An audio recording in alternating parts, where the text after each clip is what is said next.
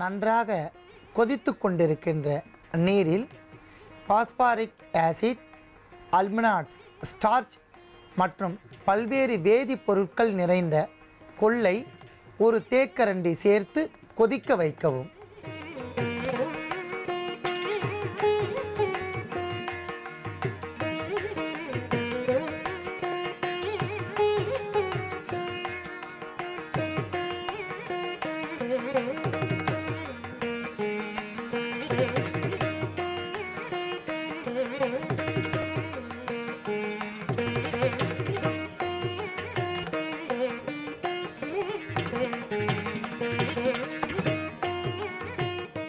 நன்றாக கொதித்து கொண்டிருக்கின்ற நீரில் மீண்டும் நாம் சோம்பு 1/4 தேக்கரண்டி சேர்த்து கொதிக்க வைக்கவும்.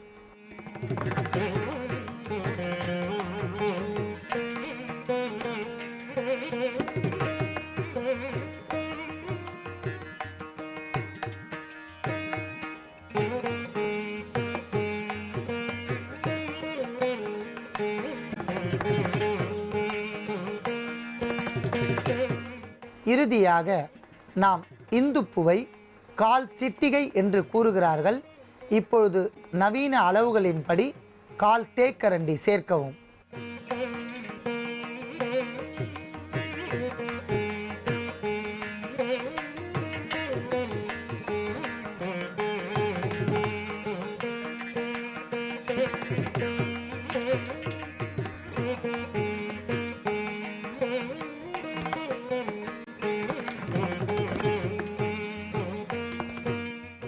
அன்பான நேயர்களே, அத்தனை பொருட்களும் சேர்ந்து நமக்கு உள் உறுப்புகளில் இருக்கக்கூடிய நச்சு பொருட்களையும் சிறுநீரக கற்களையும் வெளியேற்றக்கூடிய கொள்ளு தீநீர் நமக்கு தயாராகிவிட்டது. அதை நாம் வடிகட்டி எடுத்துக்கொள்ளலாம்.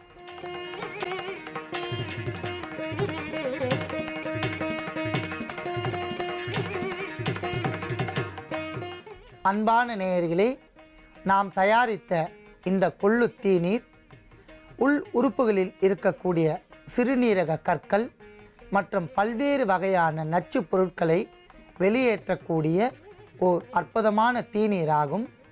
நோய் உடையவர்கள் தீநீரை தயாரித்து காலை மாலை இருவேளையும் 30 முதல் 50 மில்லி அளவிற்கு ஒரு மண்டலம் பருகி வந்தால் படிப்படியாக இந்த தீநீரின் மருத்துவ குணத்தால் பல்வேறு வகையான நச்சு பொருட்கள் வெளியேற்றி உடலுக்கும் பல்வேறு வகைகளுக்கும் ஒரு ஆரோக்கியம் கிடைக்கும்.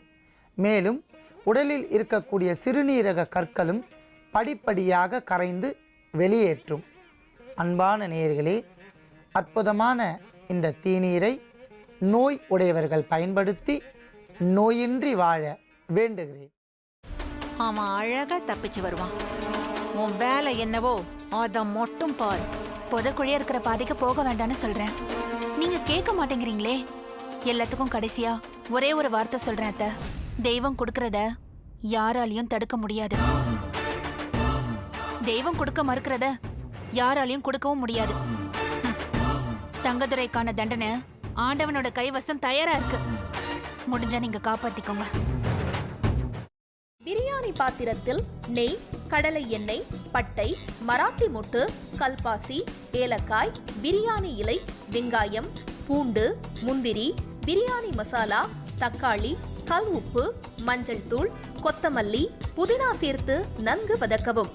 பின்னர் மட்டன், தயிர், சிறிது தண்ணீர் ஊற்றி கலந்து அதனுடன் சீரக சம்பா அரிசி சேர்த்து கொதித்த பின் பச்சை மிளகாய், புதினா சேர்த்து இறுதியாக தம் போட்டு இறக்கினால் சுவையான கொங்கு நாடு வெள்ளை மட்டன் பிரியாணி தயார்.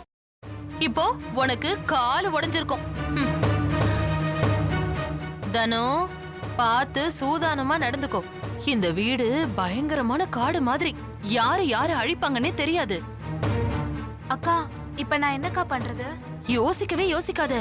உன் புருஷன் தலையில நறுக்குன்னு 4 கொட்டு கொட்டி சம்மதிக்க வச்சிரு. புரியுதா?